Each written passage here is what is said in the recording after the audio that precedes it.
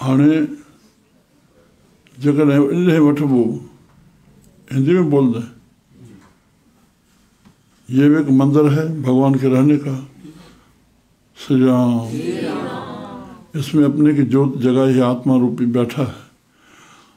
इसको ही सिर्फ महत्व दें, यही मंदिर है, श्री हरि का मंदिर है। सावन जो हिन मंदिर जो महत्व न रहे न, हिन ठाणे जी ज़रूरत न रही न, जवाब नथो अचे। ईअं मुर्दा थी न वियो, मुंहिंजो जवाबु ॾियो न। जेकॾहिं हिनखे मंदिर चइजे त हिन जी ज़रूरत न रही न। सनातन धर्म कायम रहे, सचे तेरे खंड सचे ब्रह्मंड बसि हिते, जेके छा उहो सच आहे त भई कूड़ा थी विया। हिन जे माध्यम सां सरगुण निर्गुण निरंकार, सरगुण जे माध्यम सां निर्गुण ॾे वञो। निर्गुण खे जेका अस्पष्टि मिलंदी उहा सरगुण मां मिलंदी न। हुजे पियो निर्गुण, केरु आहे निर्गुण खे चवण वारो केरु? हे चवंदो न। कल्ह मां ॿुधायो भई सूफ़ियुनि चयो हे आहे तो हो आहे, ये हैं तो वो हैं, ये नहीं हैं वो तो है हैं, उनको वो कहने वाला कौन? ये हैं, आत्मा हमारे शरीर के आश्रय खड़ी है, तभी इनकी महत्व है। राम। और शरीर आत्मा का आश्रय खड़ा है। तव्हां जनभूत ॿुधान पुट, असां ॿुधो आहे, ॾिठा न आहिनि। उहे वणनि मां कीका कंदा आहिनि, चिमकाट ईंदा आहिनि। जेके पुराणा माण्हू ॻोठनि में रहंदा हुआ उहो ॾिसण में न ईंदो आहे। ईअं कंहिं महिल चिमकाट नज़र आयो या कीका कूका नज़र आहियूं, माण्हू डिॼी वेंदा। तंहिं लाइ ॻोठनि में ॻाईंदा वेंदा हुआ त रूह जी खोराक कई त भउ न थींदो। श्री राम। इहो हिकु माध्यम हो।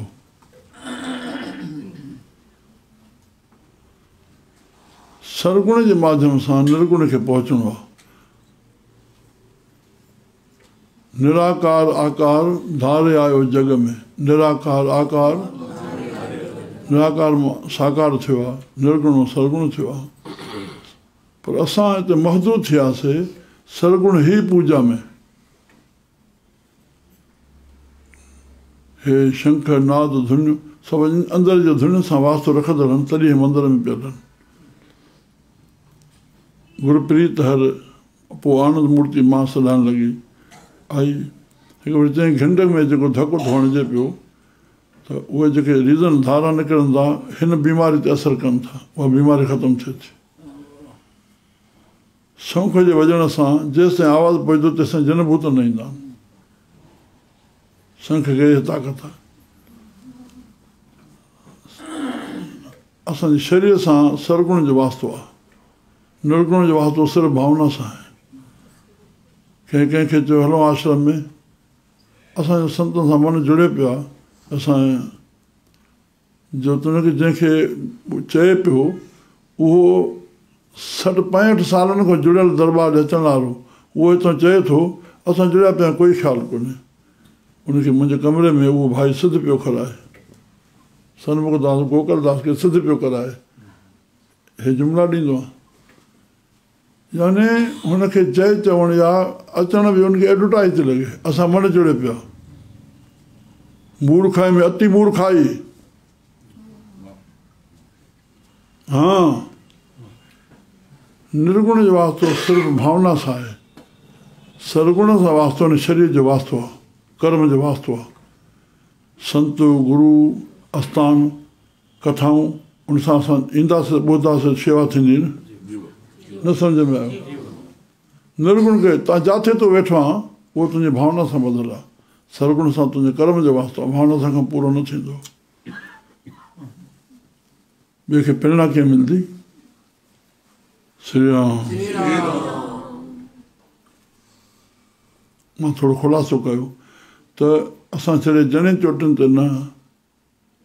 कावड़ उहा ई खड़ी आहे, दया मन में कान्हे, जणिया पाती पई आहे। छा मतिलबु रहियो? हिन जणियुनि खे सार्थकता ॾिनो न। हिते जणे कटे छॾियो त रस्म ई ख़तमु थी वई न,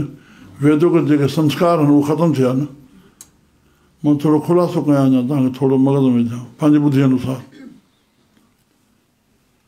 96,000 मंत्र आहिनि वेद में, कुल लख में 80,000 मन जा, 16,000 भक्ति जा, उपासना चयल आहे, 4,000 ज्ञान जा। त समय जे अनुसार तो असां जेसिताईं भक्तीअ में मन करके और शरीर में आहियूं तेसिताईं मंत्रनि सां वास्तो आहे। इन जे लाइ 96,000 में 96 तंदू थियूं।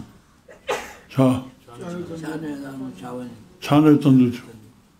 मां घणो हिन जो ख़ुलासो करे ईंदुमि। 96 तंदूं नोड़ी थी वेंदियूं न, सनो धागो न थुल्हो धागो, थुल्हे में थुल्हो धागो, छा न त नोड़ी थी वेंदियूं न। छो चयो वञे थो रिसर्च नथी थिए, मां कंहिं बि ॻाल्हि ते सहमत न हूंदो आहे जेसिताईं पंहिंजी, तव्हां ॿुधो हूंदो न औरंगज़ेब भई 100 मण जणिया लहराए करे, ॿुधो आहे? कंहिं ॿुधो आहे? बिल्कुलु न। लाहौर जे सूबो हिकु ॾींहुं वेठो, जेका वॾी ॻाल्हि हूंदी आहे उहा रिकॉर्ड हिकु ॾींहुं थींदी आहे, सभई ॾींहं न थींदी आहे। सम्झ में आयो? पहिरियों मग़ज़ में इहा रखो, जेका शइ रिकॉर्ड थींदी आहे उहा हिकिड़े महिल थींदी आहे, हमेशह न रहंदी आहे। प्रभु मूंखे हिकिड़े ॾींहं में 3 शहर ऐं 150 घर घुमाया, हिकिड़े ॾींहुं, इहो रिकॉर्ड आहे। इहो हमेशह थींदो ईअं न आहे, गिनती सां ॿुधायांव थो। श्री राम। उन सूबे जणिया लहराइण शुरू कयूं, पोइ रोटी खाधई, 100 मण तुरियूं। हाणे मां जेको अखर चयो, 96 तंदुनि जी जणिया नोड़ी थींदी न, घणी तुरदियूं, कहिड़ा लखे माण्हू, ईअं कोन्हे हिकु बि मुस्लमान कंहिं त बि कया आहिनि, पर मां पंहिंजे हिसाब सां ॿुधायां, बसि उनखे वॾो रूप अची वियो। कुझु झटको न ॾेई अचणो, नाजाइज़ गुमान में चयूं, ॿुधी ते वेसाउ न कजो, ॾिठी ते बि वीचार कजो, मथां अखि दोखो खाई वञे, कई भेरा दोखो खाई वई। श्री राम। हा, ऐं दोखो अहिड़ी शइ जो कंहिंजे मथां कोई पाप जो गुमान कयोसीं असां, ऐं स्टडी करण खां पोइ सिद्ध न थियो, हुनजी सज़ा कहिड़ी आहे? जीअरे जलाए तॾहिं सज़ा आहे। 14 गुमाननि में असां पाप करे रहिया आहियूं, गुमाननि में 12 एतिरो थिए कोन थो जेतिरो गुमान में करे रहिया आहियूं। गुमानी गुमान, गुरू संत ते बि गुमान।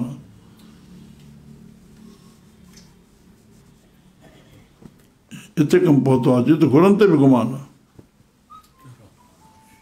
श्री राम। सावधान सावधान। ॿुधा वेंदासीं न, ॿुधा वेंदासीं। हा, हाणे गुरू नानक साहिबु श्राद्ध लाइ चयो, ख़ुदि घर में श्राद्ध थिए पियो। जल्दी गंढ न वधणी आहे, जेका असांखे वञियो उहो गुरू जो फेवर में, जेको असांखे वञियो खयोसीं, और जेको न वञियो, हे चए थो गुरू त हे बि त चए थो। श्री राम। वाह, कबीर साहिब निर्गुण बोले थो, कबीर साहिब सरगुण तो बोले थो।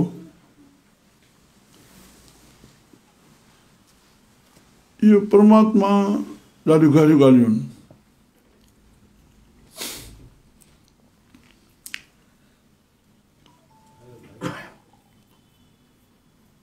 वाणी भुलायो वञी पियो आड़ाह में,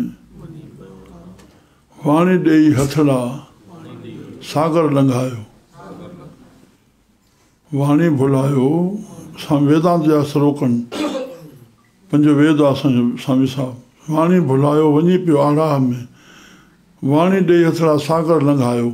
इहो छल वल वल छलो, इहो छल वल वल छलो,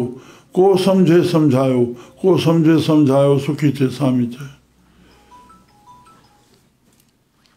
हे सॼो शब्दनि जो झगड़ो थी रहियो आहे। मिस्टर नेहरू चयो, जेको ईंदड़ दुनिया ख़तमु थींदी उन धार्मिक झगड़नि सां थींदी। इहो उन जो अखर आहे, अॼु हली रहियो आहे। हा, पूरी नज़र ॾिसो।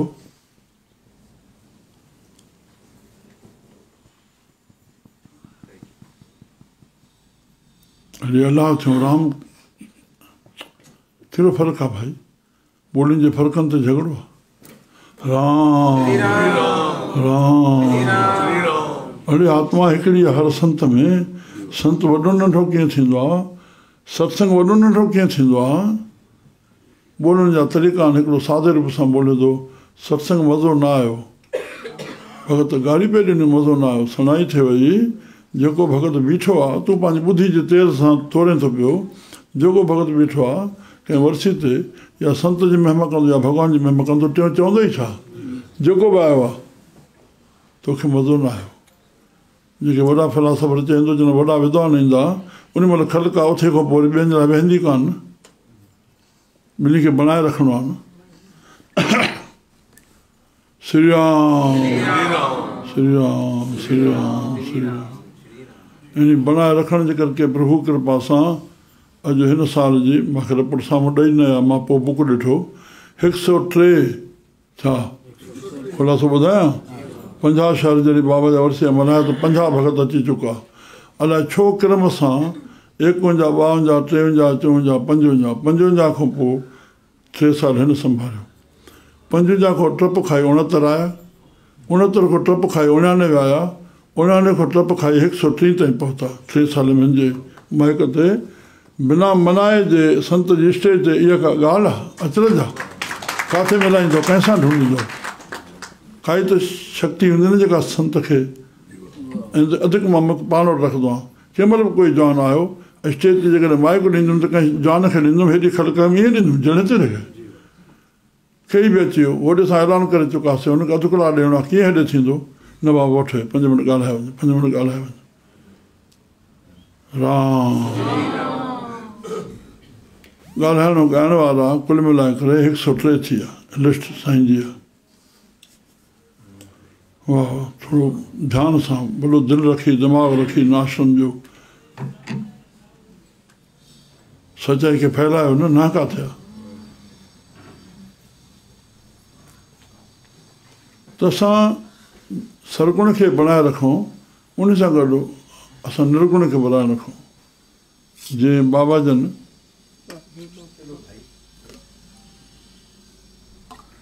कोई आशा दीवार कोई रहरा साहब कॾहिं साहब जॻियो कयूं 12 महीने में न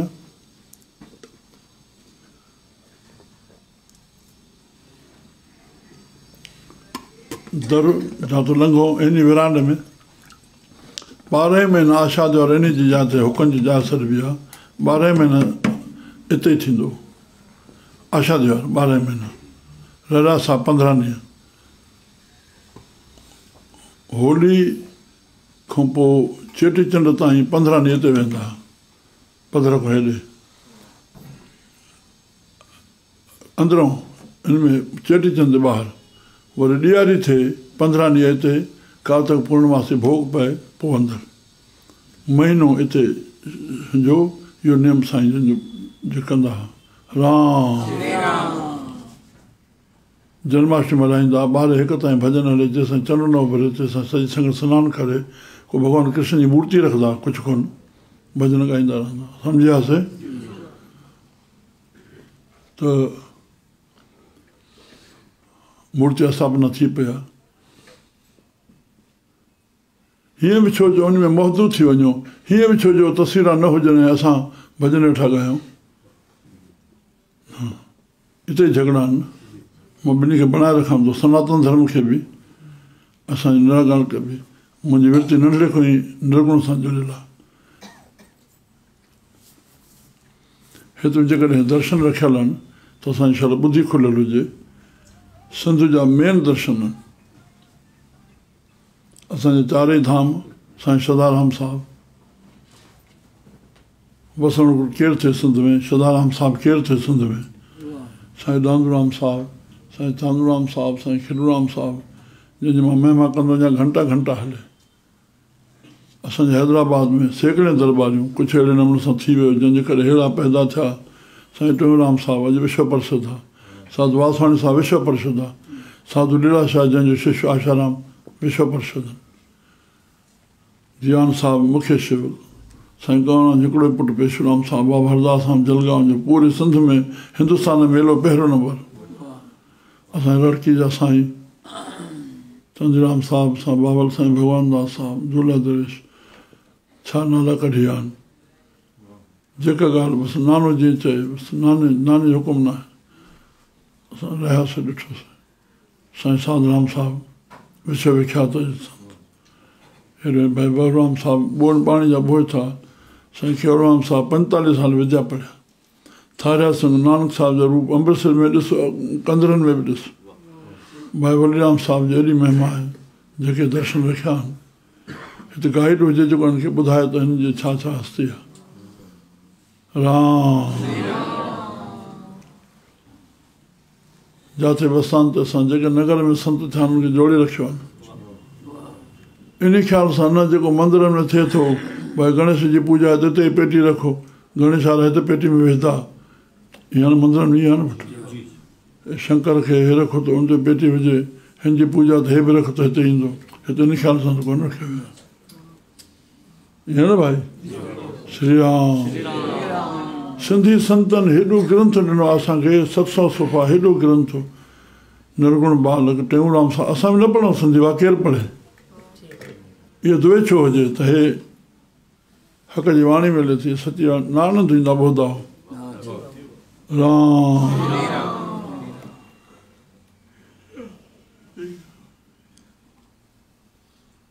त असांखे त हाणे ॿुधियासीं न हाणे उन 96 मां कटिंग थींदे थींदे थींदे अची करे 3 धागनि ते पहुची पोइ ब्रह्मा विष्णु महेश या कुझु बि चओ त पर 3 धागनि में जल्दी धागो धागो सनानु करण में टुटंदो वेंदो तंहिं लाइ डब जॾहिं पाती वेंदी अधु कीअं थींदा भॼण मिलाए करे 6 तंदू श्री राम किथे 12 तंदू बि ॾिठियूंसीं थोरी ॼणा हुजे मज़बूत हुजे हे मां तव्हांखे थोरी फिलासफ़ी ॿुधाए इन में त उते साहिब जो तूं जणिया पत बीठा पर तूं कर्म कहिड़ा करे थो चवंदा ब्राह्मण खे इहो चयो वियो चवंदा असांखे संतोष फल आहे छो जो संतोष करे सातो कासां संतोष कंदो प्रभु नाम जो जेको जुड़ंदो बसि नाम सिमरण सां ई मन खे संतोष ईंदो नाम में जुड़ियल हूंदो छाकाणि संतोष यादि करे छॾियो इंद्रियुनि जे विषयनि खां कामनाउनि खां जेके भिटकाइनि थियूं अञा हे ऐं विकारनि खां इन ते किथनी सां कंट्रोल ईंदो छा बसि असांजो पैसो अजायो ॿिए पासे न वेंदो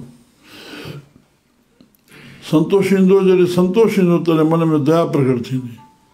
दया जो प्रकट आहे दान तूं दया खे प्रकट कीअं कंदे कंहिंखे वक़्तु ॾिनो कंहिंसां ॿुधी हलाए वेही करे कार्य कयो हे असां वाणी जी शेवा करे रहिया आहियूं राम जेके ॻाल्हायूं था दया थी पए क्यास थो अचे भई अज्ञान जंहिंजो अज्ञान निवृत थिए तॾहिं था ॻाल्हायूं हू छा पैसनि कमाइण लाइ राम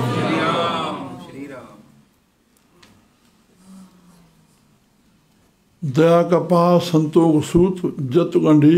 इंद्रनि ते संयम जत माना न अजा सजा न ॿुधणो आहे अजा सजा न ॾिसणो आहे अजा सजा पासे न वञिणो आहे श्री राम अजा सजा न ॿोलणो आहे इन इंद्रियुनि में कमु वठिणो आहे जेको ज़रूरी आहे जत गंढी सत वठि हृदय में सत्य हुजे इहो सत्य जो प्रकट रूप आहे सत्य उहो ई परमात्मा जो नालो सत्य जपंदासीं संतोष थींदो दया थींदी जत थींदो तॾहिं ॿियनि जी शेवा करे सघंदासीं श्री राम इहो जणियो न नाश थींदो जेको इहो जणियो पाए थो उहो सदाईं धन थी वियो संत हृदय में सत्य हुयो दया हुई दान हुयो और जत हुयो श्री राम संत केरु जेको इंद्रियुनि ऐं मन ते नियंत्रण करे इन मन में कमु वठिणो आहे इन इंद्रियुनि में संत खे बि कमु वठिणो आहे संसारी केरु जेको मन इंद्रियुनि जो ग़ुलाम थिए न जवाबु नथो अंतरो इहो आहे न त हिन मन खे संतोष नियंत्रण में रखियो तॾहिं ॿियनि जूं कामना पूरियूं थींदियूं न जेको पाण त्रिशालू आहे कामना गिरस्त आहे ॿिए जी छा कामना पूरी कंदो उतां थियनि थियूं न पाण जोत जफ़ा कमाए विया पंहिंजे लेखे काई निष्काम जीवन तपसा जो जीवन संतनि गुज़ारियो असांजी कामना पूरी थियनि थियूं श्री राम हे अची वियो हाणे हिते हे पौड़ी जो अर्थ भाई जणियुनि जो तव्हांखे ॼाण पए जेको शब्द हलियो आहे हिन ॿुधे खां पोइ जीवन कहिड़ो मटिजे उहो धारणा करण जी शइ आहे हे मटिजण जी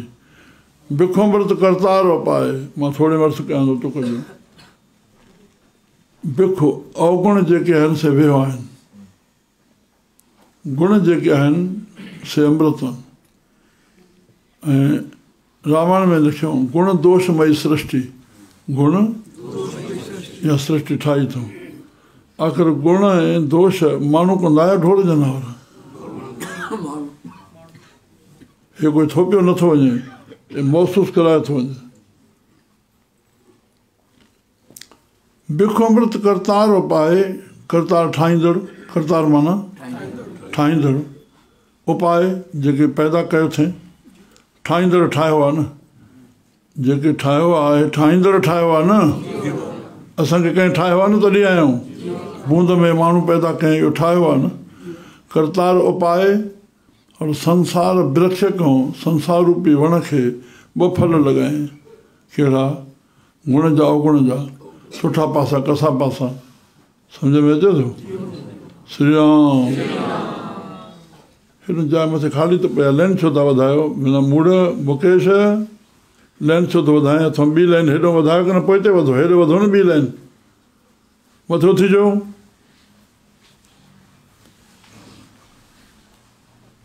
हिन में संतोष करिणो आहे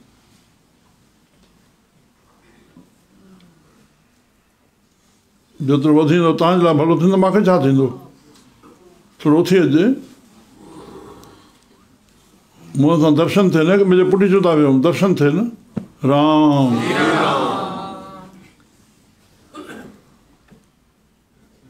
हे ज्ञान जल्दी मिलंदो जेके ॻाल्हायूं था हाणे मथो ॿुधो अगरि मां इहे बणिजी वञो मुंहिंजे कन ते शिकायत न पुॼे न कंहिं शिकायत कयो बिखो अमृत करतार पाए संसार वृक्ष खां द्वे फल लाए आपे करता छा पाण ठाहींदड़ हो करतार ठाहींदड़ आपे करता करे कराए हे ठाहियो अथई जेके कयो अथई हवा सां न ॿुधो शेवक त चमाट हणंदो मां जो वरी कॾहिं भुल थी त जिन खे बसि अखियूं अंदरि साथ कर ज़रूरु न आहे बसि ॿुधो श्री राम आपे करता करे कराए आपे करता परमात्मा पाण ॿई कराए थो करे कराए जो तिस भावे तिसे खवाए जेको उनखे वणे थो उनखे वणे थो भॻवानु गीता में चयो पाप मां थो करायां पुंज बि मां थो करायां जल्दी हा न कंदा वञो तव्हांजो सर्टिफिकेट ज़रूरत न आहे मुंहिंजे अखर खे सम्झण जी कोशिशि कयो सम्झी वञे हिते गीता जे आधार सां ज्ञान आहे गीता जे आधार सां ज्ञान आहे तो ज्ञान ज्ञान न आहे आपे करता करे कराए सभिनी खां पंहिंजो पाण कंहिंखे छा थो कराए कंहिंखे छा थो कराए कंहिंजे अंदरि पाप न भरिया पिया आहिनि ईर्खा निंदा विकार छाजण ऐं परमात्मा हुनखे ढकी वेठो आहे इनखे पाप खे उघाड़ो करके उनखां अपराध कराए विझे मुंहुं ॾिसण लाइक़ु थींदे त उहो कंहिं करायो जंहिंखां कराए थो अपराध सुख माण्हू धन उहो बि चाहे थो न उनजे अंदरि प्रभु वेठो आहे न करे रहियो आहे भोगे उहो रहियो आहे न तुंहिंजे लाइ सबक़ु आहे न पाड़े वारे लाइ घर वारनि जे लाइ जहान जे लाइ सबक़ु आहे न मूड़ तूं ठीको थो खणे त हीअं थो करे थुक हुजे मुंहं में थुका हुजनि मुंहं में जेके गिलान था कनि अपराधनि वारनि जूं मां गारी ॾेई बि चवंदुमि सनाई थियो पंहिंजो सत्यानाश छो था कयो विषय जो तिरस्कार कयो जेका विषय हुनखे नाश करे रही आहे तुंहिंजो हाल ईअं न थींदो जेको करे रहिया हुन ते क्यास खा कॾहिं बि हुनजी निंदा न थिए पाप करण वारे जी निंदा न थिए जंहिं कर्म जे करके उहो निंदजे थो उन कर्म जो तिरस्कार कयो चवान ॾड़ियूं करे तबाही करे रहिया आहियो तव्हां निंदा करे करे धूड़ पाए रहिया आहियो मुंहं में जनम प्यार त करे रहिया आहियो हे जीव ईअं कंदो हूंदो तॾहिं थो चए न शिकायत शिकायत आहिनि शिकायत शिकायत शर्म नथो अचेव तव्हां पंहिंजो कमु कयो तूं सुठो आहे त ॿिए खे ढक तूं पंहिंजो कमु कंदो आहे तूं शिकायत कई तूं चङो काथो थिए पढ़िया ई कोन्हे असां चङा से जंहिं चङो जंहिंजे चित में से मंदाई कंहिंजे ॾे साम्हूं मूल न ॾिसनि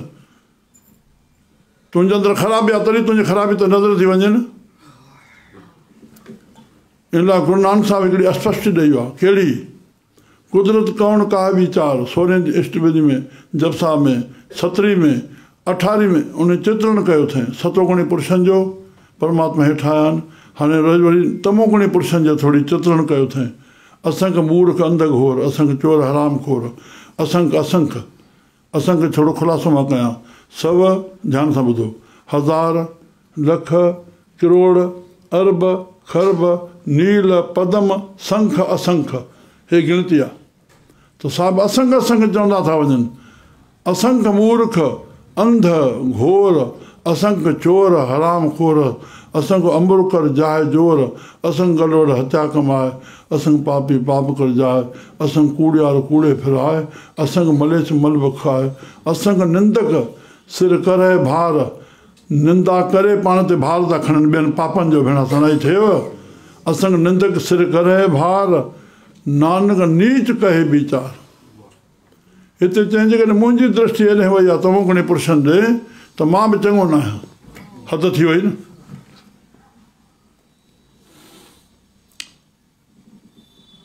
मां जेको वीचार कयां थो त मां बि नीच आहियां जो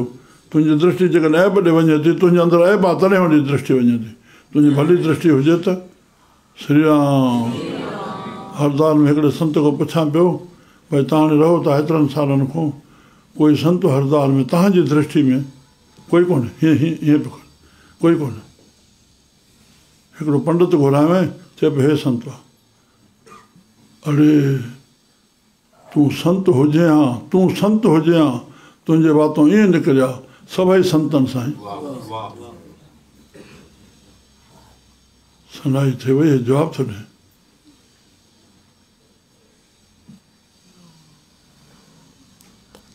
साहबनि जी बाणी आओ संत छा हाणे सॾु उनखे कबो आहे जेको साम्हूं आहे न बुलावा उसको जाता है जो सामने है न तो ये किसको संसार को बुला रहे हैं आओ संत मिलो मेरे भाई आओ संत थे न तब ये दृष्टि उनकी ऐसी है जो संत संग में आए हैं वो संत बने न अरे मन को संत बनाना है ना आओ संत मिलो मेरे भाई मिल हर हर कथा करो हर हर नाम बोहत है कलयुग खेवट गुर शब्द तरो मेरे मन हर गुण हर उच रहो मस्तक लिखत लिखे गुण गाए मिल संगत पार परो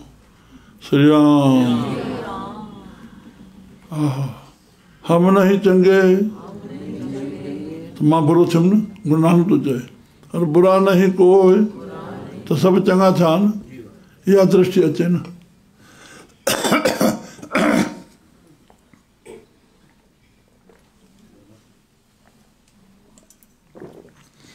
हे अखर जीवन जे बदिलण वारा आहिनि जवाबु ॾिजो छा था कयो पिया पंज थोड़ा हो तो पाप घणा जाते वेहो गिलाई गिला हे छा था कयो पिया भाई जेको अपराध थो करे संतनि जेके खयो आहे उन पापनि में खयो आहे न ग्रंथ साहिब में जेके शब्द पियल आहिनि ध्यान सां ॿुधो असां हटवाणी धन माल हाट कीत जुआरी जुए माह चीत अमली जीवे अमल खाए त्यो हरजन जीवे हर जाए उनमें मिसाल दिखायां थो अवगुणान में अपने रंग सबको रचे जित प्रभु लाया तित तित लगे जंहिंखे प्रभु जाथे लॻायो आहे उन में उहो लॻल आहे मेघ समय मोर नृत्य खार जीअं पापी पापनि लॻल आहे कामी काम में लॻल आहे लोभी लोभ में लॻल आहे तीअं असां हिन में लॻल आहियूं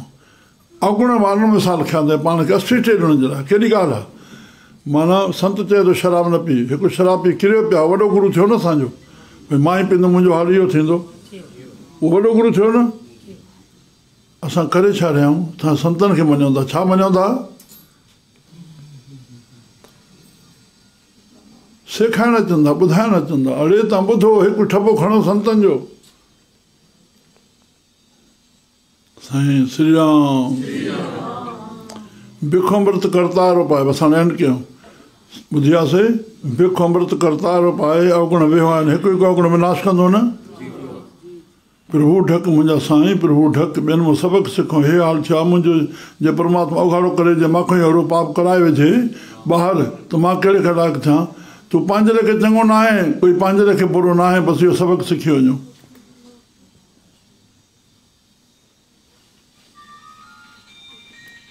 उहो क्रिटिकल सबक़ु आहे न जेके संत मना था कनि जेके उहे कर्म करे रहिया आहिनि उहे प्रैक्टिकल सबक़ आहिनि न जवाबु नथो मिले असां रूबरू ॻाल्हायूं था या तर्क पैदा कयो संसार वृक्ष को दे फल लाए परमात्मा आपे करता करे कराए जो तुस भावे तिसे खवाए उन में रावण में पान न वेठो परमात्मा उन में विहाए करे असां सबक़ न तूं बि परस्त्री खणंदे रावण जी आत्मा जेका राम सां मिलाई आहे उहा पूरे धार्मिक इतिहास में कोन्हे उन में पाण वे सबक़ ॾिने न तूं परस्त्री खणंदे तुंहिंजो हाल छा थींदो सम्झ में नथो अचे युधिष्ठिर धर्मराज जो अवतार हो ऐं जुआ थो खेॾे 12 महीना भोगणो पियुसि भई इहो सबक़ थियो न असांखे त तव्हांजो हाल छा थींदो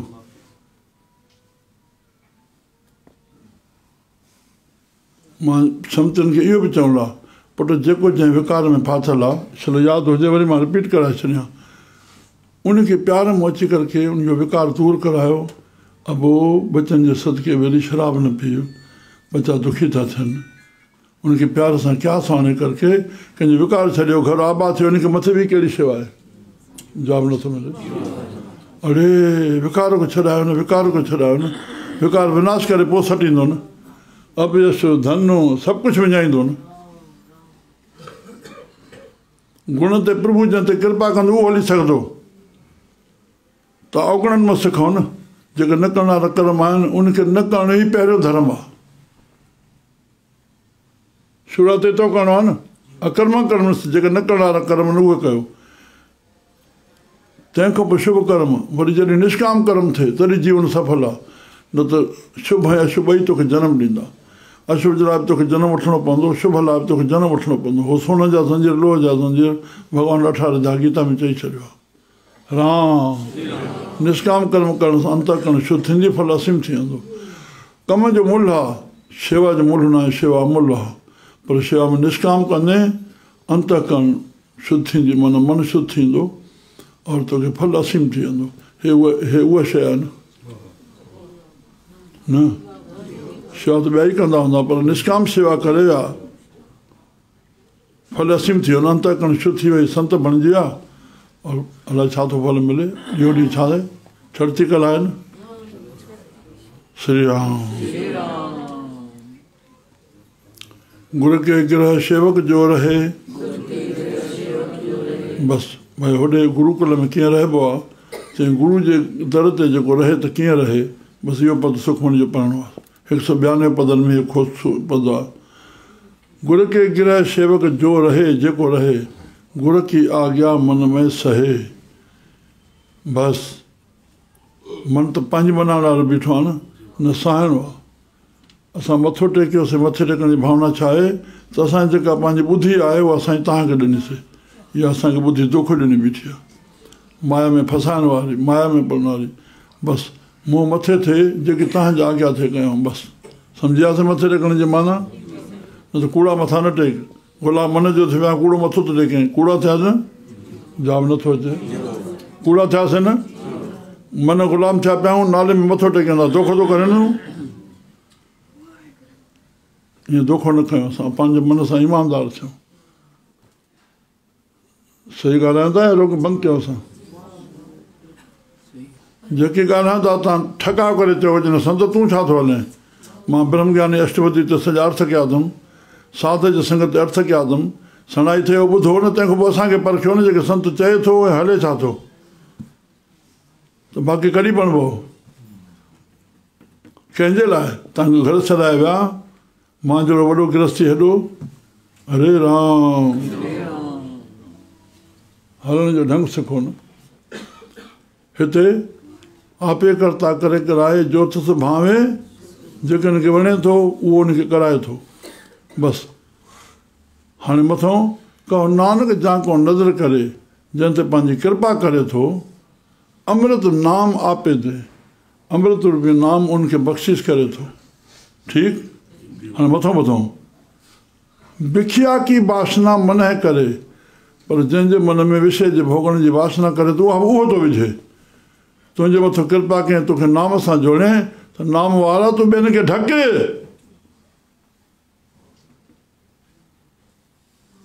तूं पंहिंजो पतन थो करे पियो, हे छा थो करे, तो ते कृपा आहे, तूं हुनखे बख़्श, ॿियनि खे ढक, जीअं परमात्मा ढकी वेठा सभिनी खे तूं ढक, तूं नाम जो रूप थी वएं। कहो नानक जाको नज़र करे अमृत नाम आपे दे, बिखिया की बासना मन करे। अरे मन में शइ ईंदी न तॾहिं न अंदरि भोॻींदियूं, जवाबु नथो अचे। बिखिया की बासना मन करे, अपना भाणा आप करे। उहो भाणो ईअं थो अपनाए, कंहिंखे विषय भोॻाए थो, हिकिड़े दूध समाए के चुल्हे रहण चढ़े, हिकिड़नि खे खीर जहिड़ो थधो थो करे, हिकिड़नि खे गरम करे चुल्हे ते जीअं चढ़े पिया, तुंहिंजे हथ में आहे न। राम असांखे सिर्फ़ु भाव ॾिसणो आहे, हे मिठो थो ॿोले, ॿिए खे बसि करण लाइ मिठो ॿोलण हिकु पॉलिसी आहे न प्यार, हे कोड़ो थो ॿोले पर हुनजी भावना छा आहे, जवाबु नथो अचे। चए जेको तोखे माया जे घेले वञे, इहो मिठो ॿोलणु, उहो तुंहिंजो विनाश थो करे। भलो संत को त्रास, संत खे ताड़ना थो ॾे बचाइण जी न। संत कावड़ करे तुंहिंजो भाव छा आहे, उहो मिठो ॿोले तुंहिंजो भाव छा आहे, सम्झ में न आयो। तुलसी साई चतुरता, छा इहा ई सियाणप आहे, जंहिंजो नालो सियाणप संतनि छाखे सियाणप सॾियो आहे। राम भगत लवलीन, राम जी भक्ति में लेवलीन थी वञे। बाक़ी पर धन पर मन हरन को, ॿिए जे मन खे ख़ुशि कंदे तॾहिं धन कढिजे न। पर धन पर मन हरन को वेशा बि परवीन, मूर्ख कंहिंजा जा, तूं संत बणियो आहे इन जे लाइ, ॿिए जे मन खे ख़ुशि करे तूं धन कढ, हिन में त वेशा बि होशियारु आहे। इहो कमु वॾो कमु कहिड़ो कयो। मां अगरि एडवर्टाइज़ जी माना कई न, मनुष्य वेठो आहे, या मन में असां एडवर्टाइज़ जो डिपार्टमेंट ई बंदि आहे। हिते 95 पुट पुछूं अख़बारनि खे ॿुधायूं, हंधि बिल्कुलु न। असां जॾहिं भारतीय माण्हू अचनि न जो हिते, त छा लाइ विझायूं न, तॾहिं मुंहिंजी बंदिश आतिशबाज़ी हे हो दोहलतां स्वागत जा। अड़े उहे कथा कराईंदा आहिनि, तॾहिं जुलूस कढंदा आहिनि, कलश निकिरंदा आहिनि, तुंहिंजी कथा थिए थी। असां सिंधी बि हूंदा, त दोहल कंहिंजे लाइ, कंहिंखे ॾेखारण लाइ हलियाऊं न, ग़लति आहे। इहे ॻोठनि में दोहल वेंदा, तो उते मुस्लमान बि ईंदा, हिंदू बि ईंदा, हिते कंहिंजे लाइ, जवाबु नथो मिले। मुंहिंजो हर शइ तर्क जी कसोटी कया, भई छो दोहल, छो हे छो, हे छो, हे छो, हे छो। मुंहिंजूं जेके मनाऊं थियूं आहिनि सभु न न न न, जेका ॿिया कंदा उहो असां न कयूं, इनखे आकाशवृत्ति चइबो आहे। तव्हां उथण मथे न थिया जो पंहिंजे मन खे ख़ुशि करण लाइ सॼो हेठि खेड़े था वठिजो, ईअं न कयो न। जेके आज्ञा थिए पालन कयो, तव्हां मथे उथंदव न। गुर की आज्ञा मन में सहे, आपस करणु कच्छ न जनावे। जीअं हाणे हलायोसीं सुबुह ॾिठो न, बिस्कुट चांहि बराबरि, किथे बि लिखियलु ई आहे, कोई बि अलॻि विशेष न अचे।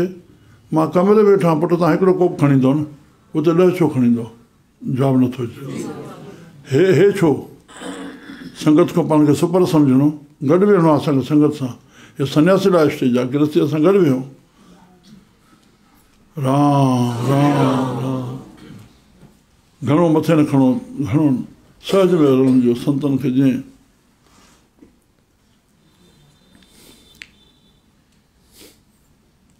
राम। बिस्कुट चढ़ाइण, पाणी बराबरि गिलास में, बराबरि जल पाणी, बराबरि चांहि, रोटी बसर जीअं भई कोई हिकु नथो खाए त बसि, वधीक जे घणी घणी मनावट न करणी, सहज में सहज में बोझ न पए। जेको भंडारो आहे सदाईं सभु को खाए। वॾियूं तर्क जी कसोटी ते सभु थियल आहिनि, उनखे उल्लंघन न कयो, सहज में रखो। किथे घर में शेवादारी बीठा आहिनि, सभु को घर न वञे, टेबल रखियलु हुजनि, सामान हुते रखायो, जेको बि चए त तूं वञ पुटु, न बाबा तूं घर जे भाती वञ। हुन ज़ाइफ़नि खे संको थींदो, हेठि पढ़ जल्दी न, पंहिंजो ख़्याल सां हलंदो, न बाबा असां न हलंदासीं घर। शेवादारी चए तव्हां जेके पंहिंजा पुट या जेके बीठा हो, तव्हां खणाए अचो सामान, असां तव्हां गॾु बीठूं। ओतिरा बीहो जंहिंमें गोड़ बि न थिए, ओतिरी शेवा में थी वञे, बाक़ी परे बीहो। जेके खाइनि था उन तकियो न, जेको हलाईंदड़ आहे अॻियां बीठो रहे, पर्छ करे चए, उहो नज़र करे पियो किथे कहिड़ी कमी आहे, पुटु हलायो पर्छ, या किथे घटि वधाए त उहो चए, तव्हां न तकियो, थाली रखिजे उहा खणी न वञो जेसिताईं सभई खाई बीहनि जेसिताईं कोई भलो माण्हू आज्ञा ॾे राम हिकिड़ो खाए थो मां खाई वेठो ग़लति आहे तूं खाइणु न सिखियो आहे गॾु वेहणु न सिखियो आहे तूं चॿाड़ पे जेसिताईं उहो खाए हुनखे संकोच थींदो न माना मां खावां ई नथो अहिड़ो कमु न करण जो राम राम गिलास खणी अचो उल्टा करे खणी अचो कंहिं भलनि माण्हुनि जॻहियूं उनखे खोले उन महिल पाणी विझो कोप ऊंधा करे खणी अचो उते खणी अचो उते खोले पाणी विझो तर्क अथव त मां सां ॻाल्हायो हेसि ताईं बि खणी आयो हुन में हवा जी रहे लॻंदी उनजो मिसाल मां ॾियां गर्मी में त कपिड़ा पघिड़िजी विया भई तॾहिं लाथासीं सियारे में रोज़ छो लाथासीं पर सम्झोसीं न मेरा थिया हूंदा जवाबु नथो अचे सम्झोसीं न मेरा थिया हूंदा हा बसि ईअं आहिनि हिकु असपंद हवा ॿी निस्पंद हवा हिकु खुलियल हवा थींदी आहे हिकु ज़ाहिर हवा थींदी आहे जंहिंमें मिटी ॾिसण में ईंदी आहे हिकु न ॾिसण में ईंदी आहे पर हवा आहे न साईं ॿुट लॻी पिया हवा ई कान्हे धूड़ पोइ मथो पखो कीअं थो हले पाण थो हले हवा आहे तॾहिं न तूं साह कीअं थो खणे हवा आहे तॾहिं न साह थो खणे सम्झी वियो न हे तव्हांजो अज्ञान कढूं था न कॾहिं अहिड़ो मिथ्या न ॻाल्हायो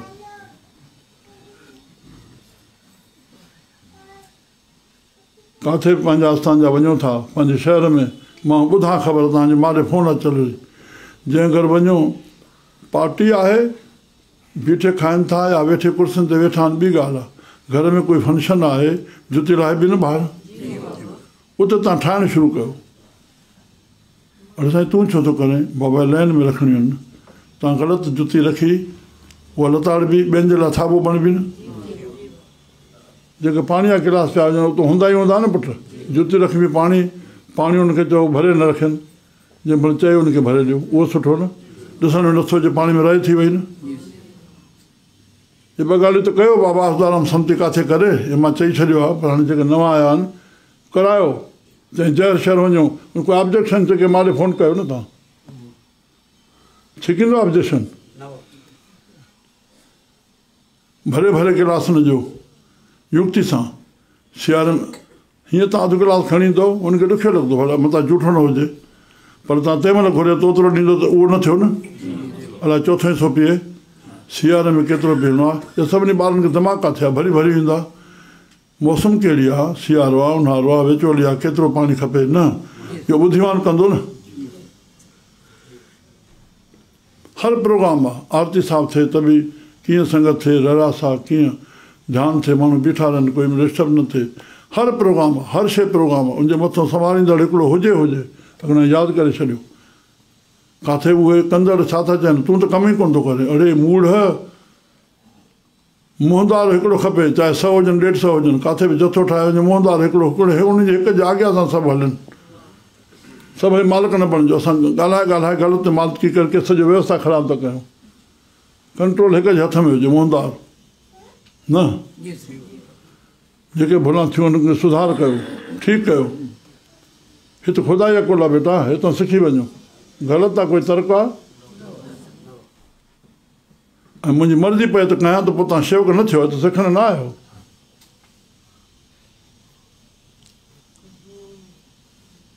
जेतिरी मां चई में हाली इहो करणु थिए श्री राम जुग जुग कयो